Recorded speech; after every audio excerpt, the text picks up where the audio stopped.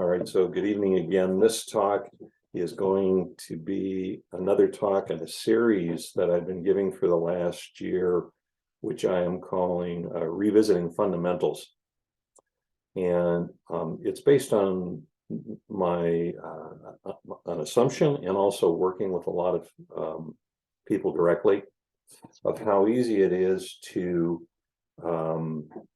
get comfortable with a particular understanding you have of some aspect of practice or the Dharma, and that the edges, rather than being really sharp and to continue exploring the topic, they get a little dull, and we start assuming things that aren't helpful.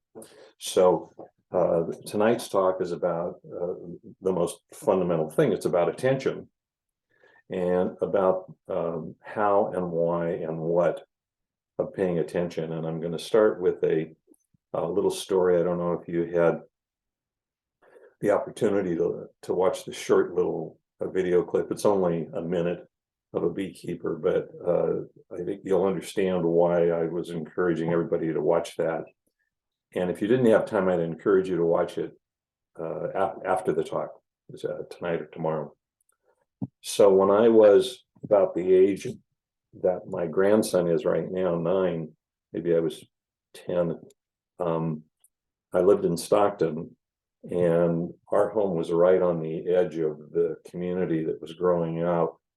So we had a lot of fields around our home, and it was a wonderful thing for a child with a big German Shepherd, because most of my Saturdays and after schools were spent out in those fields with this big, wonderful dog, and going up to the river and the swamps and what have you.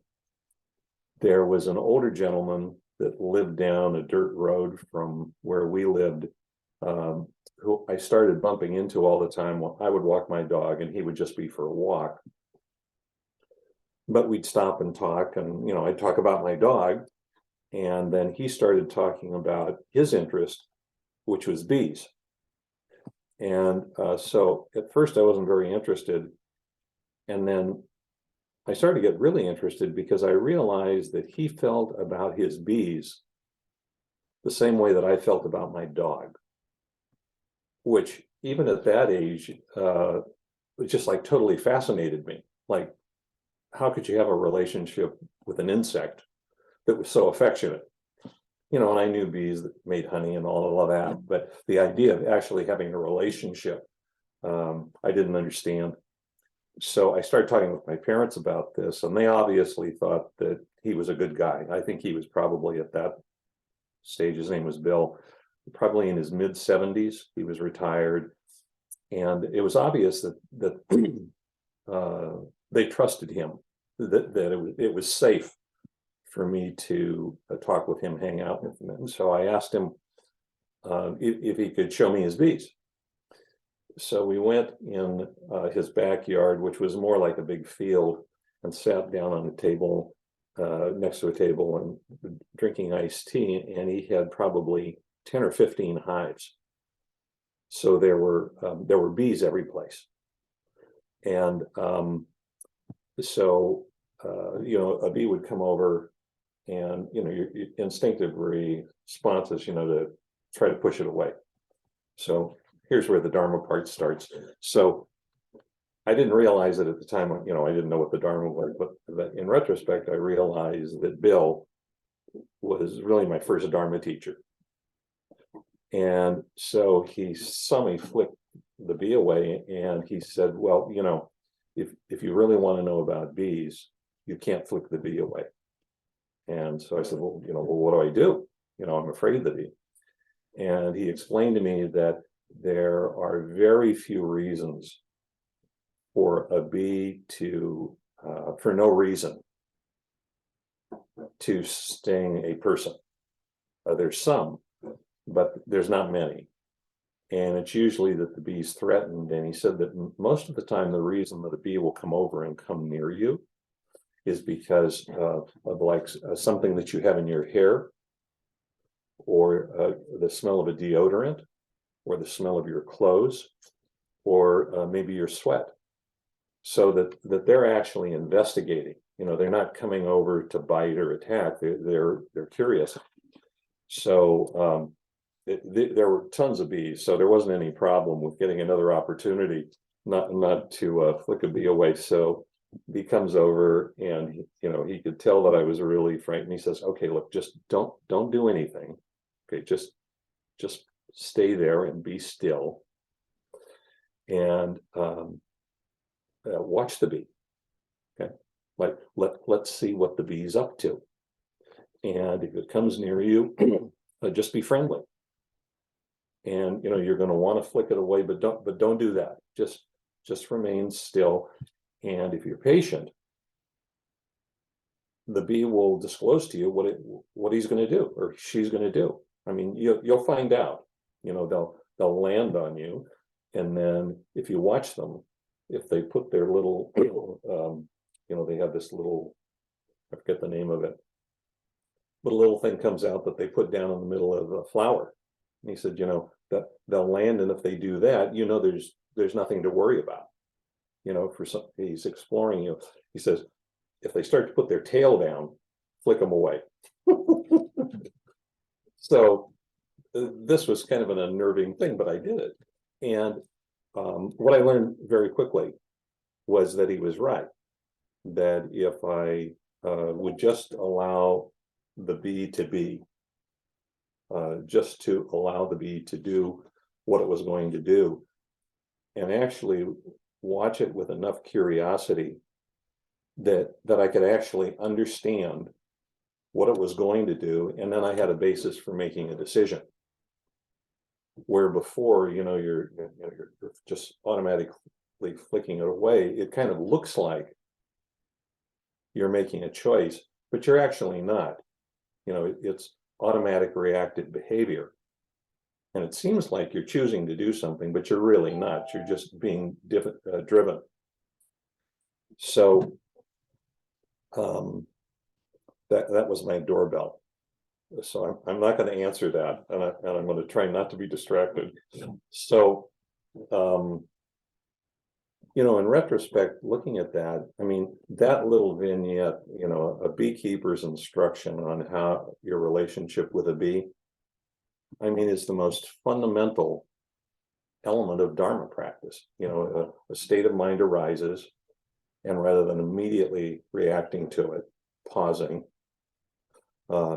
exercising restraint, not to do something, to make it go away, to make it feel better, to diminish it, but to enter into a relationship with it, experience it fully in your body.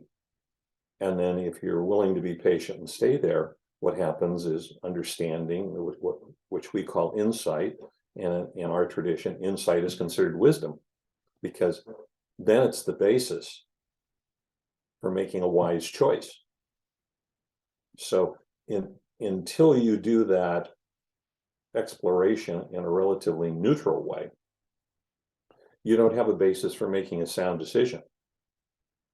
So that's really fascinating for me, because this advice that I received actually arose out of direct experience with those bees, which is what the Dharma teachings are trying to get us to do, to be in direct physical relationship with experience, and to actually experience it fully with a relatively open, neutral mind, and then allow it to reveal itself to us. So for me, this is kind of the fundamental starting place of understanding what to do regarding attention, because we've all heard the expression, everything is causes and conditions, in Buddhism. And U Tejaniya has this very simple little quotation that I like, and he said,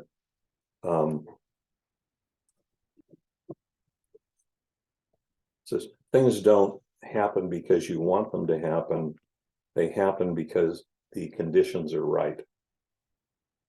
So this whole description of, pausing, exercising restraint and not reacting, opening to the experience, treating it with kindness, those are all establishing the conditions to allow the experience to unfold and reveal itself to us. They're the conditions that lead to insight. So the other thing I like about this is not only is it is the most basic and clear Dharma practice, but it's very gentle and very caring, because it's arising out of, when we're practicing, the intention to actually understand what causes us to suffer and what causes us to be happy, and what are the conditions that we can develop that allow those things to arise in our life. So that if we have this kind of experiential understanding, we can choose between thoughts, emotional reactive patterns, choices and decisions that point us into nourishing us and empowering us, rather than diminishing us. So this always comes back, is like, well, where do we apply that? And the historical Buddha talked about simplifying perception. And what he meant by that is that when the mind becomes aroused and agitated, when it starts to internalize things and become identified, that it really becomes confused. And it tends to lock onto the things that cause us to struggle more and to suffer, rather than point us in the direction of clarity. So yesterday, just as an illustration, and probably everybody can relate to this, I've been very, very fortunate, both in my business life and my personal life, that I haven't had a lot of computer problems, which I find kind of amazing based on talking to everybody else. I haven't had big meltdowns. I haven't lost a lot of data, any of that. And yesterday I'm sitting here and I've got like 4 screens open. I'm working on like 4 different Dharma projects. And all of a sudden, both screens, I have 2 screens, both screens go completely black. And then all of this foreign language and symbols starts flashing all over the screen. And then kind of almost like popping, there was no sound, but light going on. And then the whole system just closes down. And I have to tell you that I'm glad that a camera wasn't on. With my reaction, it was like, oh my God, what, and it was incredible that just like this whole body response, and almost immediately up to the level of panic. And so it was like, okay, let's take a breath, let's go back to the beekeeper's Dharma, settle down. And I could barely do it long enough just to wait to, try to start the equipment back up again. So to make a long story short, I tried to start the equipment up, and it did all kinds of crazy things. This foreign language stuff starts appearing.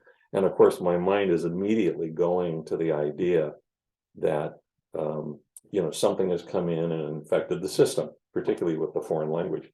And that, like I'm in big trouble.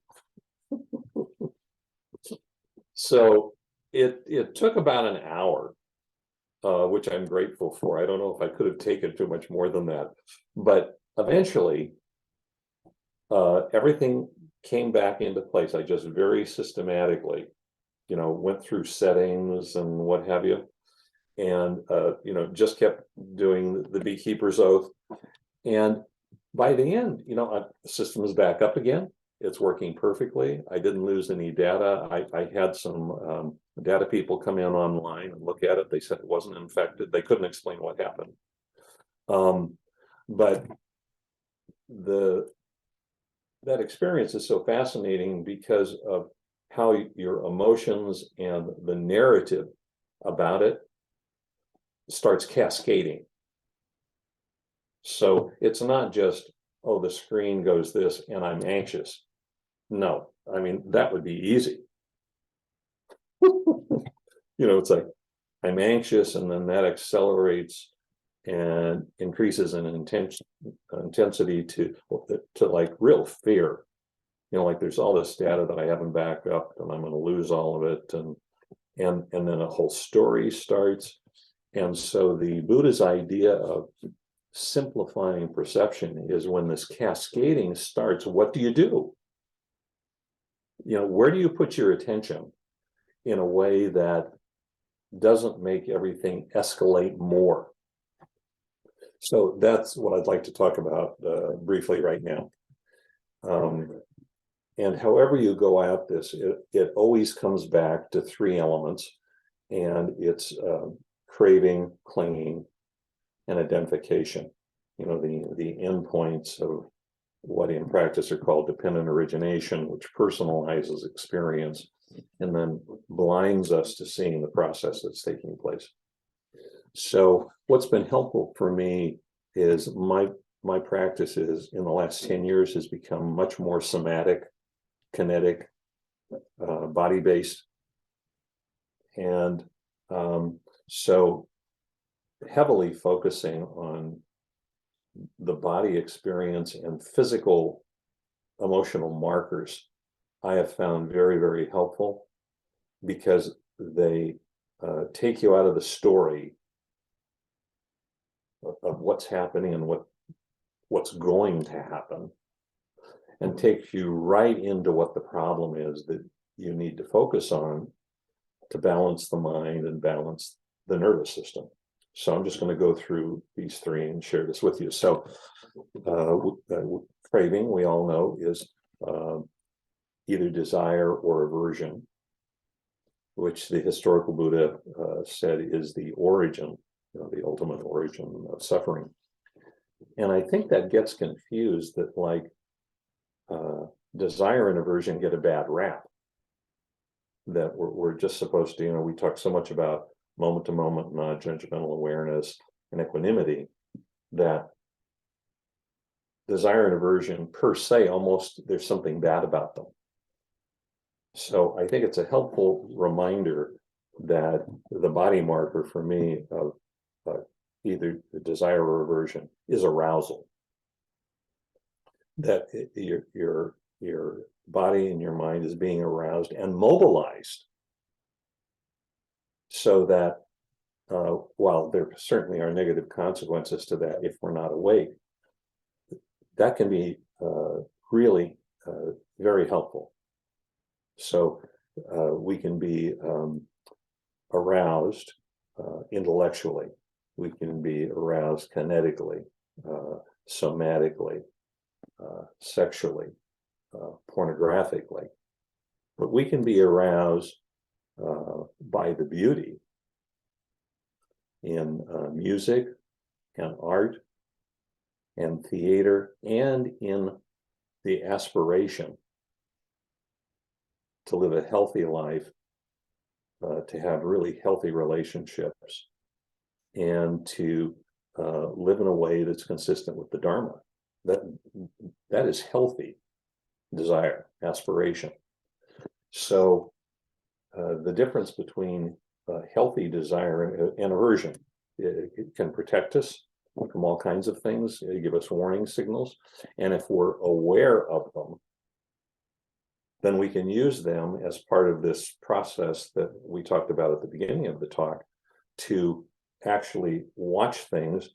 And what you're watching is the interior reaction that your body and your mind is having, and whether or not it's clarifying things, helping you see things clearly, or just the reverse.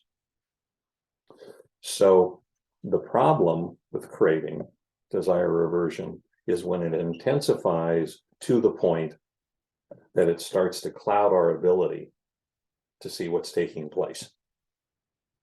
That's the fundamental issue. It's not that craving per se is the problem.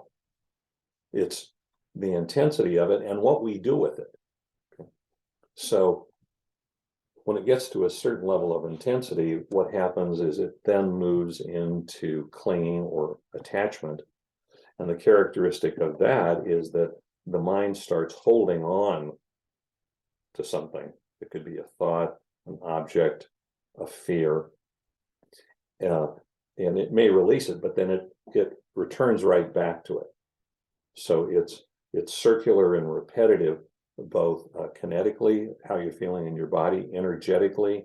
You may have heard the term papancha, which is this form of circular thinking that the historical Buddha identifies with the clinging, craving process. And so the real problem with clinging, with attachment, is that it agitates the mind. Rather than there's this flow of experience, it's a being that is coming in and landing, or it's an emotion, or it's a thought that I have, and I pull back and I have a relatively neutral attitude towards it, and I'm observing where it's going, which way it's pointing my mind so I can make a choice. The mind just starts grabbing onto it.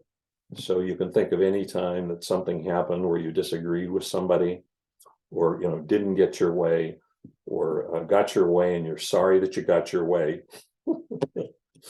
and that your mind just will not let it go. And it's frequently with petty stuff, but the mind won't let it go, and the mind just keeps getting more and more agitated.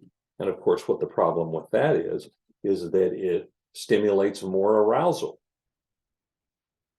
which makes the holding on more severe. And then that escalates up. And to be clear here, there is a healthy version of attachment and clinging. I mean, it's a healthy thing to be attached to, like wanting in a healthy way, to live a life consistent with the precepts, to be generous and kind and patient and all those kinds of things. The difference between the two, once again, is that we're awake, and we know that we're doing that, so it doesn't control us. The problem with clinging is that when we are not aware of it, we can't see that it's happening. And then when we can't see that, a narrative starts to be generated about what's happening. So, think about the last time that something happened, that you were offended by something that someone said or what have you.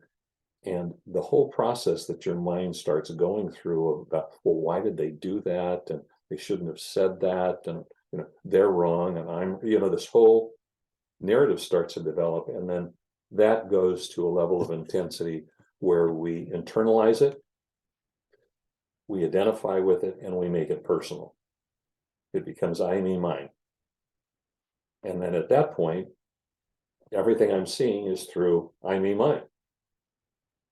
And that's when we're, potentially just completely lost. And so then you have these three things all firing at the same time. And you have interdependent causation going on. The arousal of craving is stimulating the agitation of clinging, which is creating a narrative which then stimulates internalization and personalization. And then the personalization just loops back around, and we're all familiar with being, kind of locked in this for days. So the idea of purifying perception or simplifying perception is, if you try to take all of that on and take it apart, you just go into a cognitive process. And practice is not a cognitive process. And so the historical Buddha's recommendation is to identify the physical marker that's going on. The most dominant physical experience of these three. It's either arousal, it's agitation, or it's the internalization, personalization, I, me, mine. And whatever is the most immediate, right now experience, doesn't matter what happened 10 minutes ago, right now, then that's where we pause, step back, open to it, be kind, and just allow it be, and just allow the energy to start running itself out and actually watching it for the purpose of understanding it. And this is where real liberation starts, because we actually begin to understand in our own body and mind precisely how anxiety or fear or resentment or whatever it may be, how it actually rolls out minutely. And then we begin to experience that, pick it up earlier and earlier and earlier. And the earlier we pick it up, the easier it is to work with it. So that's kind of my basic take that I work with, that around attention, of like why we're paying attention, how we're paying attention.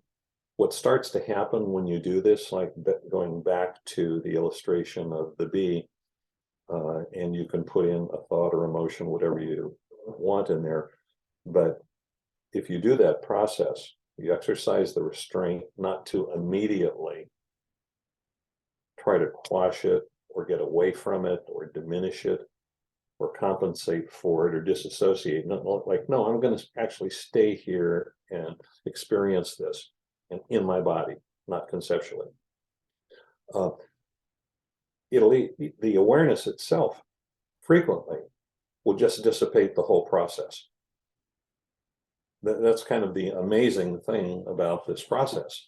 You know, we're in this culture, we're so habituated to the idea that I have to do something to make it happen. And as you know, the Tejaniya quote, it's no, that's not it from a Dharmic perspective. It's setting up the conditions.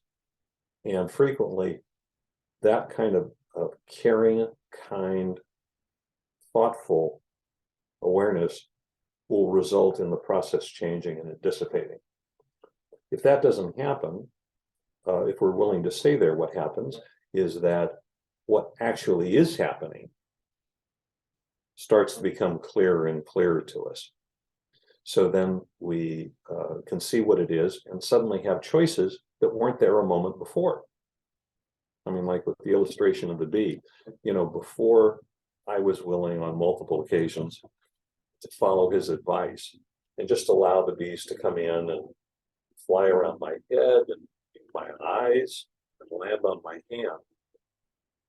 And then see that, no, they weren't going to attack me. I could relax into the experience and gather enough information to make a sound choice about what to do, what my relationship was. And that's what we're trying to do with thoughts and emotions and reactive patterns, right?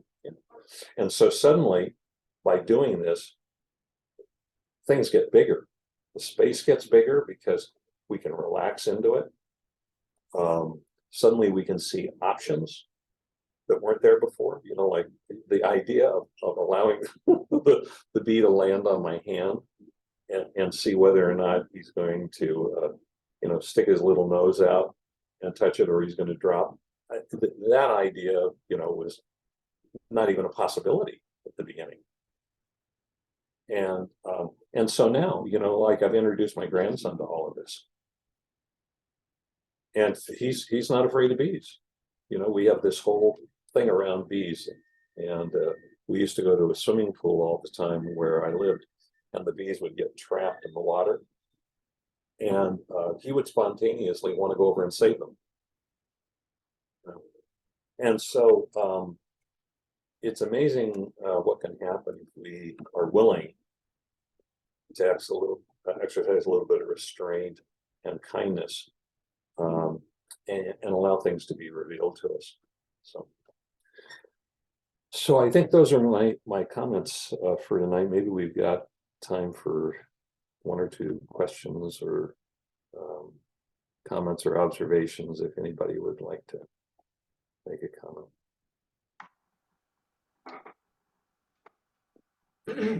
Go ahead, Cheryl. Yeah, could you talk a little bit about dealing with physical pain? I work with quite a lot in the sense of allowing it, experiencing it, feeling it in different qualities. Is it stabbing? Is it burning? Is, trying to really feel it. And certainly I can see the emotions come up around it, that I kind of recoil, or I'm frightened, or yeah, my mind begins to think this, that, and the other. I can see all that happening. But I just feel like I get stuck. Is there some point? I mean, I know what it would take would be to get up and change positions, or get up and walk around a little bit, and that would relieve that particular pain for that particular moment.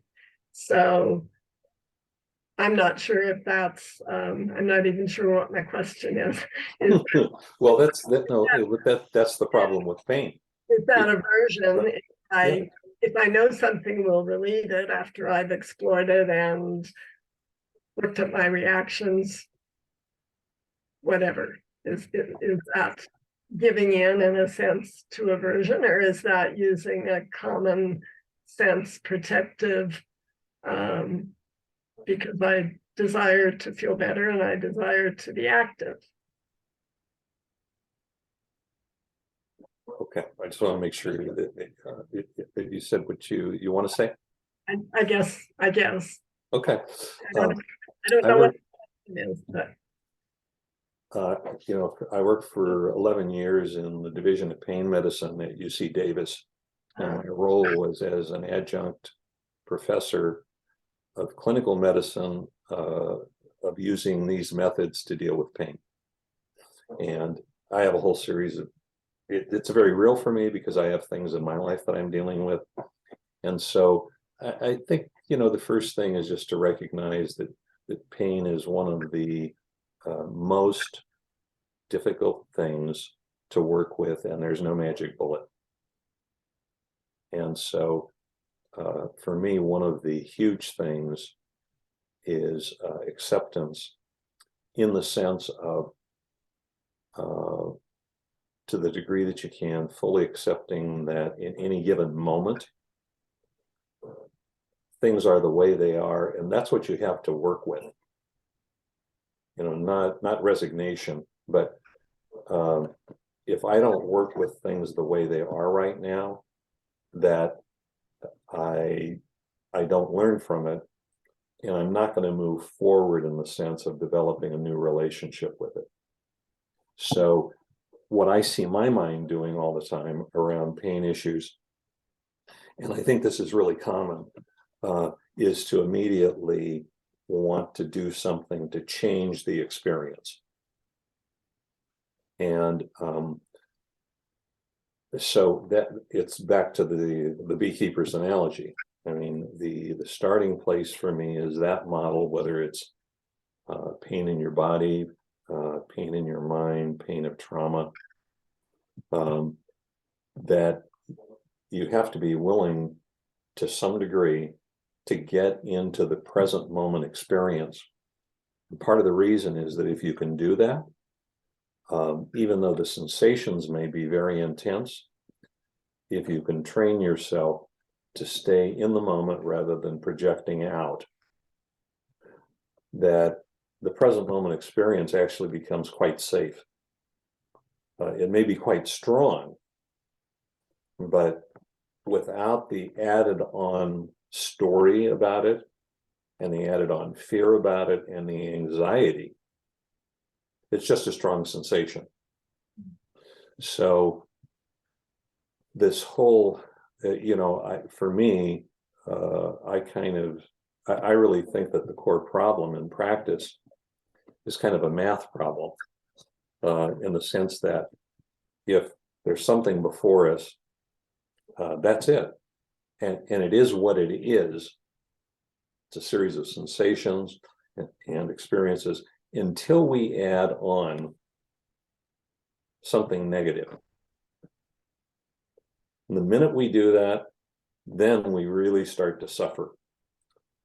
And we move into a cognitive mode that then makes it even worse. Now, if we add on patience, if we add on kindness, if we add on generosity, then that's like good math, you know. But for me, that's the first starting place. And then the second thing is you've got to exercise a lot of common sense, because everything I just said sometimes is going to be impossible. Right? Right. It just, yeah, no, I mean, like, no, I cannot go there. My mind isn't strong enough. I'm too tired. In this moment, the pain is off the Richter scale. I can't do it, so then you have to develop, kind of a checklist of, well, when it's like that, what do I do that actually is helpful to me as a human being? Does movement help? Does getting outside help? What is it that really soothes me that is not an unhealthy compensation, drinking alcohol, what have you, food? So like, well, what is it that really soothes me so that I have something that's balancing the energies in my body and my mind? And then the third thing, and then we're probably out of time, but one of the strategies over time, with having worked with a lot of people, that I find really helpful as when I start feeling pain, as a reminder, and then as a tool. And this is not avoidance. This is an awareness practice to define your pain, is to try to get into as calm a place as you can. Go to wherever the pain is, and to the degree that you can, with some real kindness, without torturing yourself. I mean, it's got to be kind and intentional, experience that, and then move to other places in your body that are not feeling that pain, and do the same thing. So, I switch it around, but I just have a routine when things that I have sometimes are pretty intense. I just close my eyes, take some breaths, try to get into here. Remember that beekeeper neutrality thing. Experience it a little bit, just so I feel how intense it is right now. And then go to like my right foot. How's my right foot feel? It feels fine. Okay, so how does my left shoulder feel? Then I go back here to where the pain is, and then I just keep moving all around the body. And it's not going to make the pain go away, but so much of practice is putting things in context, so that spaciousness, right? That it feels different. That's the reason we do metta work, why we do compassion work, we work on generosity, on patience. All of those are designed to create a larger context, the conditions for our pain, our mind not clamping down on the pain and backing off just a little bit and putting it in a larger experiential context. So, no magic bullet. Everything I just described is a bunch of work, but boy, it's really worth it if you find that any of those techniques work for you. I mean, it can really change the quality of how you work with pain.